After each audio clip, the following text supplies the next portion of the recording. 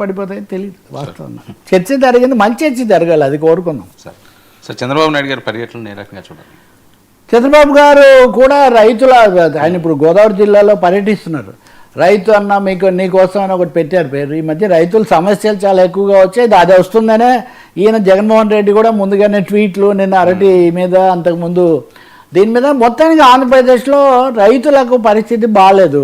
ఇప్పుడు అరటి విషయమే మనం చూస్తే టన్ను 20,000 వచ్చింది, ఇప్పుడు 2,000 వస్తుంది. మామిడి రైతులు, పొగాకు రైతులు, పత్తి రైతులు, ఇక ధాన్యము అట్లాంటివి సరే మొన్న మోందా తుఫాను వీటితో ఘోరంగా దెబ్బతినిపోయిన పరిస్థితి.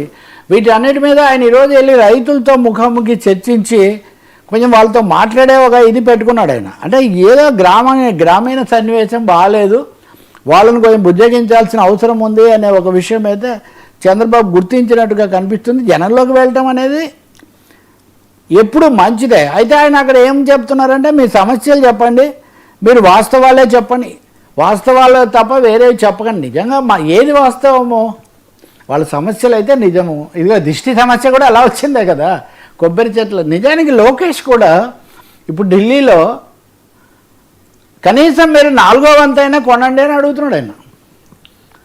మా రాష్ట్రంలో ఉన్న పంటలో 4వ వంతైనా మీరు కొనండి అని అడుగుతున్నాడు. కాబట్టి రైతాంగ సమస్యలు చాలా తీవ్రంగా ఉన్నాయి.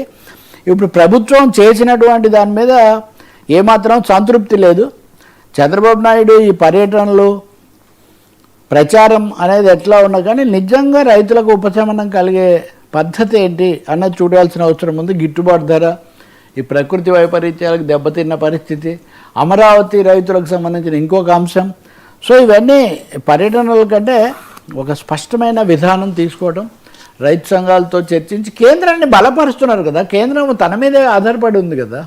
కొంత ఏపీ రైతులకు సంబంధించి, ఇలా తెలుగునాట రైతులకు సంబంధించి ఆ పరిష్కారాలు తీసుకొని వస్తే చాలా బాగుంటుంది. అనుకోకుండా ఇప్పుడు రేవంత్ రెడ్డి భట్టి విక్రమార్క కూడా ఢిల్లీలోనే ఉన్నారు. ప్రధానమంత్రిని అందరినీ వాళ్ళు కలుసుకుంటున్నారు. తెలుగు రాష్ట్రాలు ఆర్థికంగా చాలా ప్రతికూలతను ఎదుర్కొంటున్నాయి. మనం మళ్ళీ ఇంకోసారి చర్చించాలి. కానీ ఈరోజు టైమ్స్ ఆఫ్ ఇండియా ఫస్ట్ పేజీలో పెద్ద స్టోరీ ఇచ్చింది.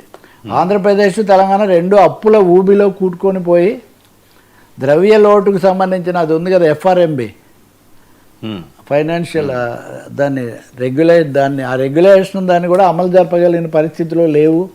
2,39,000 కోట్లు ఈ 18 నెలల్లోనే అప్పు చేసింది బాబు ప్రభుత్వం అని ప్రతిపక్షం చెప్తూ ఉంది.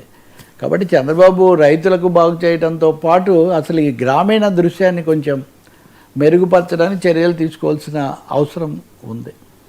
Thank you so much Rao garu. ఇది ఈనాటి frankly with Telagapalli. Stay tune to 99 news.